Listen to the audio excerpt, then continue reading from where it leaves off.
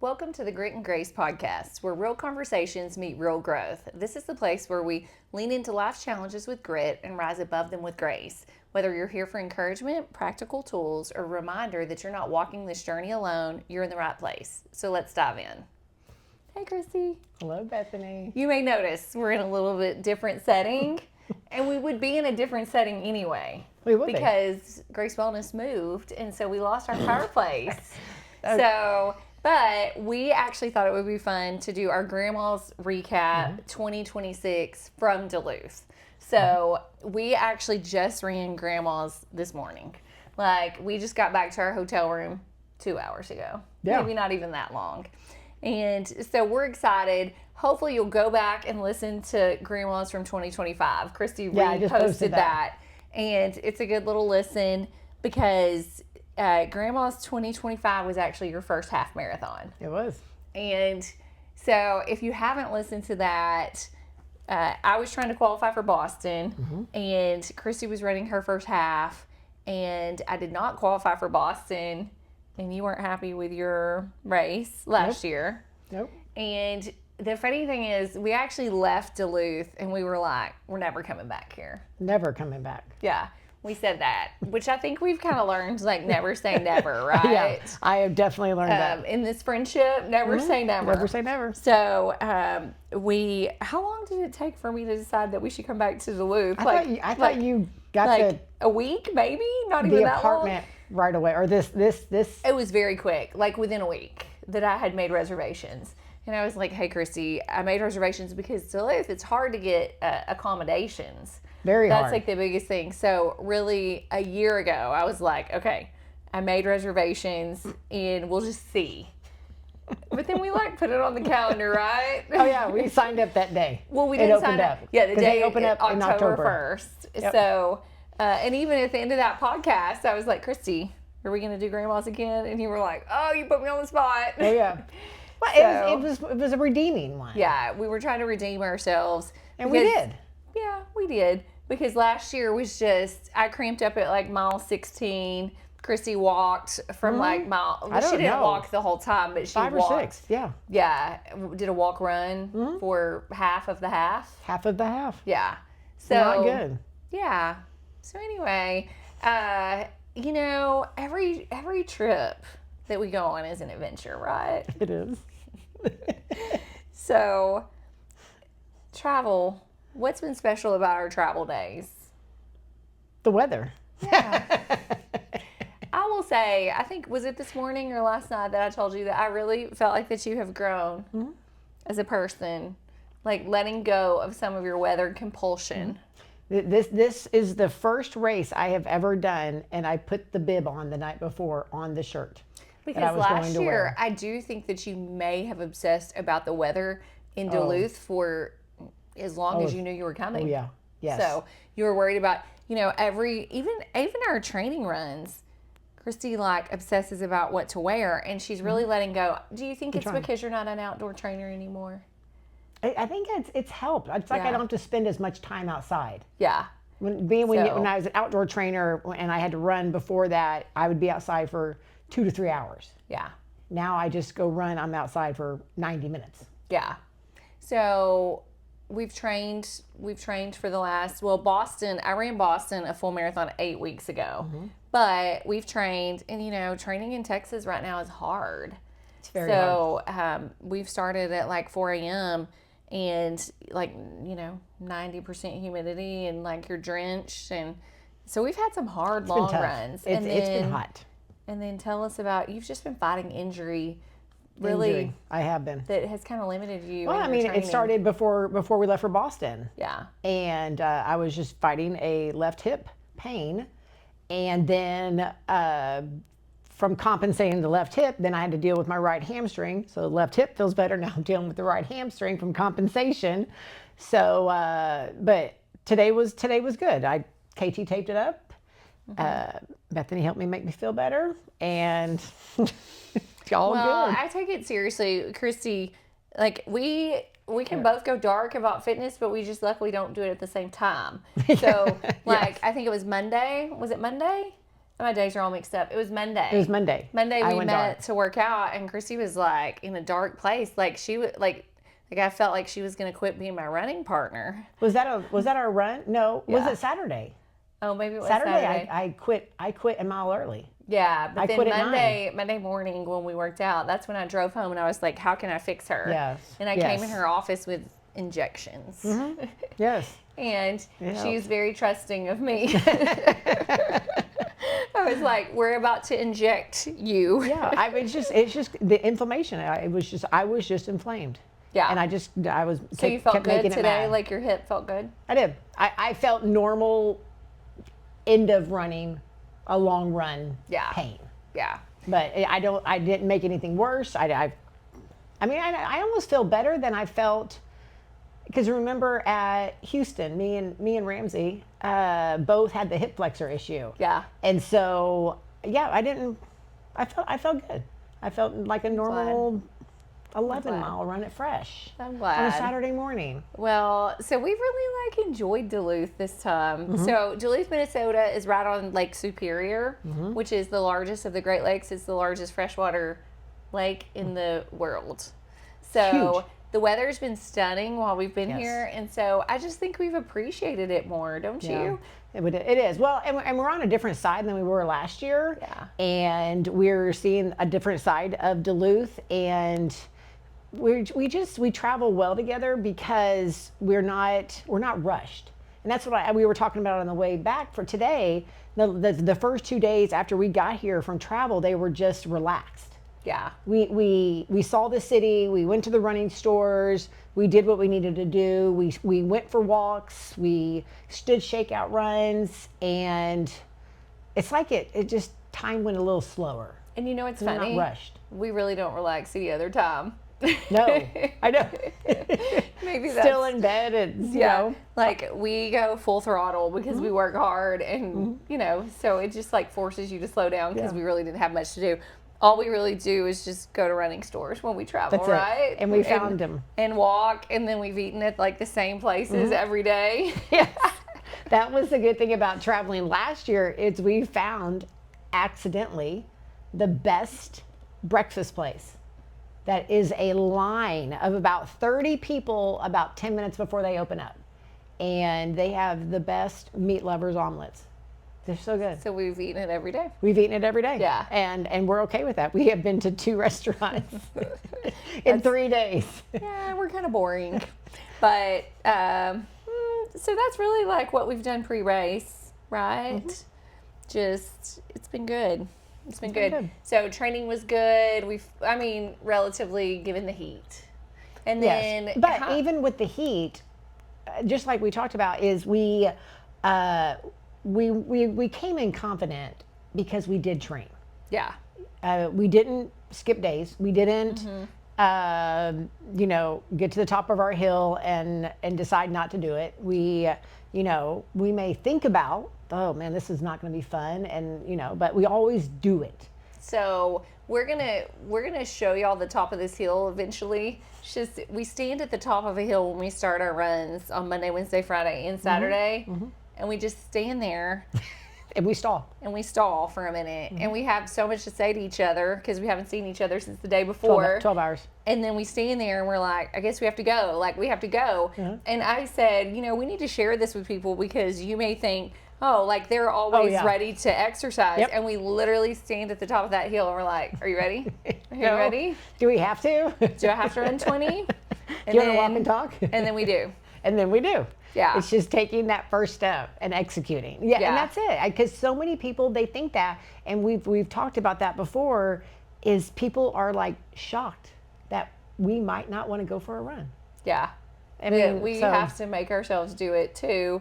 And we're already like, last night we sat and planned our training for the next 16 weeks until our next race. Yep. But why don't you tell us about Duluth or about Grandma's, the race morning? So it's a point-to-point race, meaning you have to ride a bus. Yes. So. Yes. So, it's the weirdest thing. And if anybody understands why, comment and let us know. But I started at 6 a.m. I am the half marathon. I run 13.1 miles. And I started at 6 a.m. Bethany runs 26.2, and she didn't start till 7:45. She was starting when I was finishing. I don't understand this because the full marathoners are behind us, 13 miles behind us, and on the same road. We're right on the coast of Lake Superior. It's beautiful, but 2 a.m. wake up, 4 a.m. bus ride, and it's about a 25-minute bus ride to my half marathon, and got there and visit porta potties. That's what you do. You want to tell them about your best friend, how her attitude was this morning? She was in it. I can't down her because she was just in her feelings about I don't know. It didn't matter because I already ran Boston. I really have said all along, like, this is just for fun. But then we're so hard on ourselves, like thinking that we need to PR every single race. Like, I got to get better every single race. I just woke up like in a bad headspace. Yeah. It's hard because I can empathize when I'm only doing 13, and that's a great day for you. I mean, right. And I'm like, but you got to run 26.2. I'd be in a bad headspace too, because it's almost like what you said, or that poem you sent me of what Peter Bronca said. It is, you're going into something with like an unknown expectation. Mm-hmm. There is no guarantee of what your body is going to do. Yeah, because you can be like an elite athlete and you, cramp up. You can cramp up. That's right. I mean, anything can happen. Yeah. I mean, stomach can get upset, cramp up. I mean, I think it's just, you're going to hurt. Like, that you're signing up for something, you're going to cross that line, and there's going to be pain involved somehow, mentally and physically. So, yeah. What did he say? You're going to run on legs you never have felt before? Yeah, you're going to run on legs that you've never felt before. And that's true. Like, every race, this was my 9th full today. Every race, like, I felt something different. And today was just hard for me. I still did good. I didn't PR, but I still Boston qualified. Still did good, but it didn't feel good. Like, the whole thing felt hard. Yeah. But the good perspective for me that I told Christy, we like to be antisocial when we get on those buses. And then it's always like a little hard for me, like a little tear whenever I tell Christy bye or I tell Ramsey bye, like wherever, because it's like you're just like parting ways until you see him again. So I dropped Christy off because she had to get there early. And anyway, I was just kind of dreading it. And so then I drove myself back to the bus, and I would have been happy to be on the bus with somebody that didn't talk. And I got beside this girl, and she was super sweet. And she struck up a conversation with me. We talked about hormones. And and then it was like the sweetest thing because we had these 2 men in front of us, and they like kind of got into our conversation on the bus. Because we were on the bus for like 45 minutes or so. Because you're driving 26 miles. I know. And on a school bus. And so they were 72 and 74-year-old brothers. And they were running their like 352nd and 364th marathon. And they didn't start until they were 45. And so it gave me good perspective. I was like, we're in it for the long haul, which we've talked about a lot on this trip because we're always kind of self-evaluating. I know. Because we want to be athletes for the rest of our lives. We want to be doing this at 70, 80 years old. And so it just gave me perspective because they were like, we are not fast anymore. And I thought, you know what, like, we can have joy in just the fact that we can do this. And so I got in a little better headspace on the bus. That helped you? Yeah, it helped me until I started. And I wasn't in a horrible headspace. It was just hard. It was hard mentally and physically. Just it was sunny. You said at the half marathon hot. pace, at the half marathon part. That's when it got hard. Yeah, it got hard. So, but I mean, every marathon's hard. It is hard. You know? It's 26 miles. Yeah. There's just pain involved. So. I know. Because I had a client come in my office on Friday, and I told her that we were leaving, and she asked what I was running and you were running, because they know that we always run together. And I said, well, I'm running 13. Bethany's running 26. And she lived out of town. And I was thinking, I said, just look at your odometer and see how far away you live from Grace Wellness, and see that's how far somebody's probably going to be running. Well, and some podcaster that we listened to that was a running podcaster, they said it so well because I have ran both, and it is not just like twice as many miles. It gets exponentially harder every mile because the impact on your body. So it's the mental part, knowing, okay, I'm crossing this line and my feet are going to be hitting the pavement for the next 3, 4, 5 hours. Well, I mean, you're at 40,000 steps. Yeah, 40. I think I'm further. Yeah. So anyway, it's just watching, even though you do train for this. Yeah. And you put all that, because that's what, so many people that we listen to, it is time on your feet, for multiple hours doing this. Yeah. But even watching the full marathon people come in versus half marathon, I mean, they are like, that hurt a little bit. Yeah. You can just see that, okay, your body's a little tired. And that's what you said, as far as, and your body is just, it's sometimes a mystery of, you are 8 weeks out of Boston. Yeah. And you may feel good, but what is your body telling you? And it's crazy. Sometimes you really don't know. I think that the Lord's just continued to humble me, because I'm kind of like the full throttle and Christy's kind of the brakes. And so I told her that I'm maturing because I love a race and I love to sign up. And then, but a couple things that I've learned through the last year is we love just our mundane, normal running too. We appreciate not just the trip, not just the race, but the training. The training. And that's a good life lesson about so much. The day-to-day grind is what matters, not just race day. It is. And that, because I like all the race endorphins and the trip and the medal, and we just have to go back and work on hitting our pace goals, and there's so much more that we can work on. Because earlier in our trip, I was ready to sign us up for 100 miles. Yep, she was, guys. She was. So I might not. But it's just, we just know that we have to have time, 43 years old, that we have to make sure that our bodies are strong. Yeah. We have to, prioritize and just make sure that strength training is involved in our training, and that we're always not just, 6 weeks out of a run, because sometimes when you are that close and training for that date, that becomes a priority again. And it's hard to cycle in some heavy strength training, because it's going to impact your training of the runs. Yeah. So it's just the process. We're all about process, and we're all about learning. Yeah, learning and auditing what we're doing. So what emotions did you feel at the start line?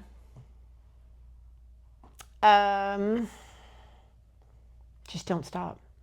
Just, it was a beautiful day. Enjoy the scenery. And my youngest daughter got married 3 weeks ago, 3 or 4 weeks ago, and I ran 11. And it's about trusting your training and knowing that you've done it, and I can do it again. Because it is such a mental game, and just like what we talked about today, running is so individual, and you're in your own head, and you have to tell yourself you're fine. Breathing's under control. Your body's okay. You're going to make it. You do not have to stop. Don't stop. Don't stop. Don't stop. Because your mind is telling you to stop the whole time. My mind is telling me to stop after mile 1. Yeah. It is unreal. It's but so many people that we talk to, it's the same thing. It's it doesn't go away. My mind was telling me to stop in this hotel room before I started this morning. So what has been your favorite part about our trip? Christy and I kind of do things the hard way when we travel. The hard way? Yeah, just our adventures. My favorite thing about this trip, it's the predictability. I like going to the same place for lunch, and I like the meals that we're eating. I like having our conversations. at night before we go into bed and talking about the racing and that we are both planners. And it's the only time that you and I get to spend together that we're not interrupted with time. Yeah. I mean, the only time that we were interrupted with time was at the race. Yeah. That we had to separate and, but at most other time it's limited. It's limited after training in the morning, work, lunch, or something like that. Yeah. And it's just that time that we can just. Yeah. Do. What about you? What's been my favorite? Oh, probably the same thing. Like, it just forces us to slow down. Forces us to slow down when we have super high paced schedules. And, I love a good race, and then the reflection. And then Duluth's just a great town. Yeah. It's a great town. So, we weren't going to come back last year, and then we came back, and then we're like, okay, this is our last time to come. But then we're like, oh, we should bring our husbands back next year. And we told them. Yeah, so we might still come back. And then I'm like, well, maybe we could just come every year. Yeah.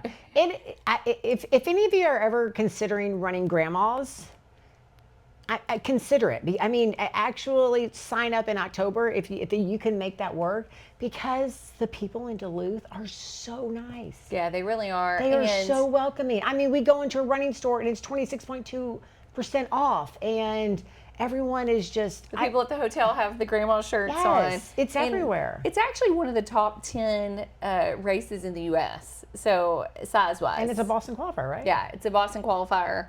And it's a pretty good it's Boston very well qualifier. Organized. Yeah, it's really well organized. So it's been good. So, I mean, I guess like I said, the only thing I don't like is the point to point. Yeah. Because those bus rides can really make you get in your head. Because you got to run back where you're driving. I mean, the only way to get back is to run, is on pavement running, and that's hard. And it's just. Before, if it's when we ran Austin or Houston, you leave your hotel room, you go to the starting line, and you start. Mm-hmm. This one it's such a long morning. It's not as bad as for when you were in Boston, but even you get up at 2 a.m. I ran at 6, but you didn't run for 6 hours. But you got up at 1:30. Yeah. So it's just a long morning of just waiting. Yeah. To run. It's true. I mean, when I was sitting on my towel waiting, I was like, is all this worth it?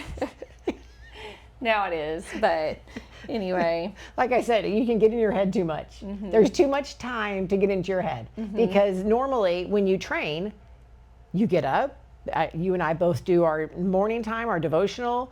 We get in the car, we meet, we have a 10, 15-minute conversation to the top of the hill, we run. Mm-hmm. And there's no. Yeah. We just start. Mm-hmm. Well, and it would be different if we were running the same race. Mm-hmm. If you were running the full, then we would be together until we started. Mm-hmm. Are you going to run the full next year when we come back? We'll decide. So, what does the rest of the year look like? Guys, she knows I just love a half marathon. What's the rest of the year? Chicago, guys, 17 weeks. So Christy is signed up. She is running a full marathon in October.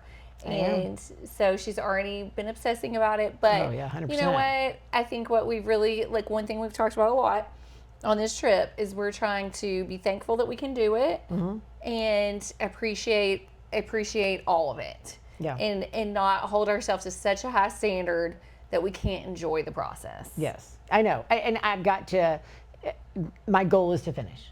Yeah. My goal is to finish and to do well, and not just set myself up automatically for failure. Like, do not stop running. I might have to stop running. And that's okay. Yeah. And that is completely okay. That's right.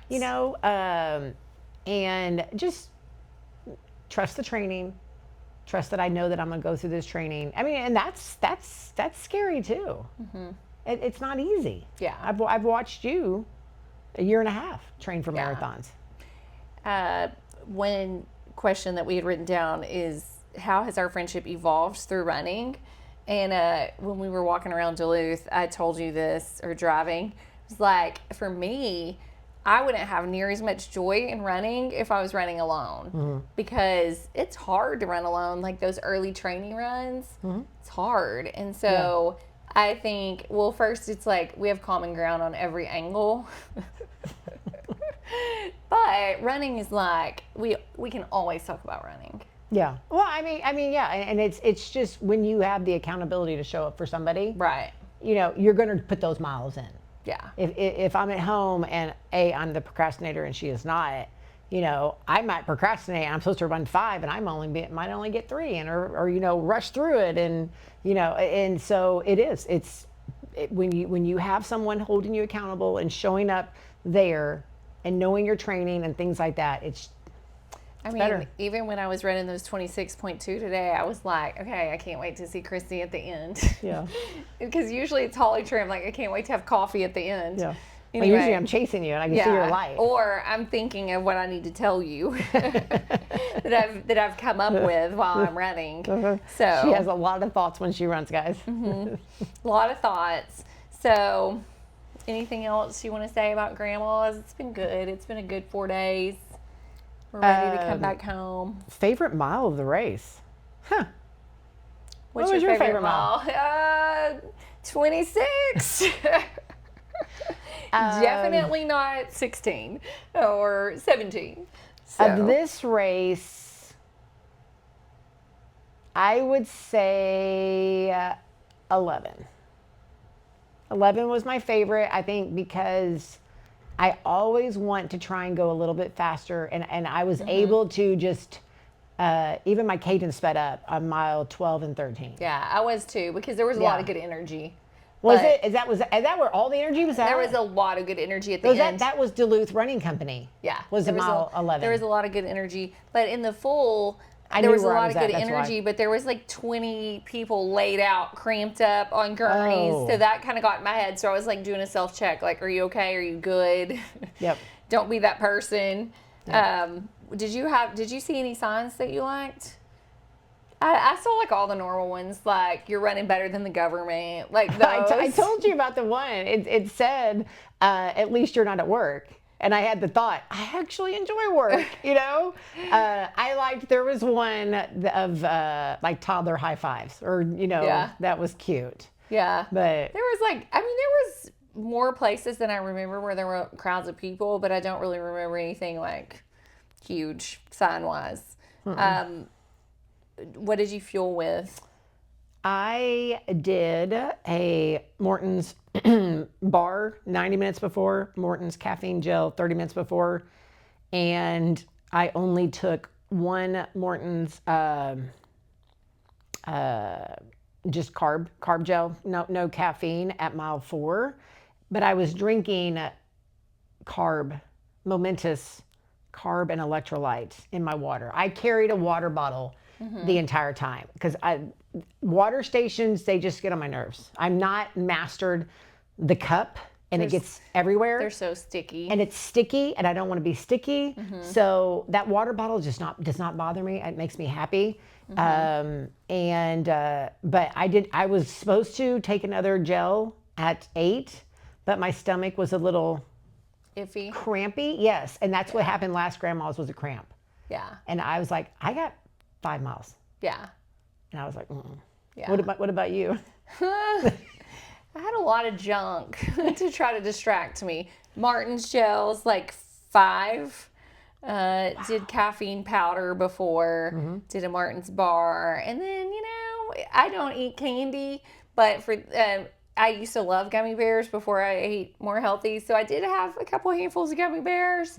A lot of stuff like Jolly Ranchers. It's all about the distraction, really. So yeah, none of that sounds good for a long time. It's only for races that you do that. Yeah, none of that sounds good. But hey, got me to the other side. Yep. So. Best race day decision. What you wore? Where?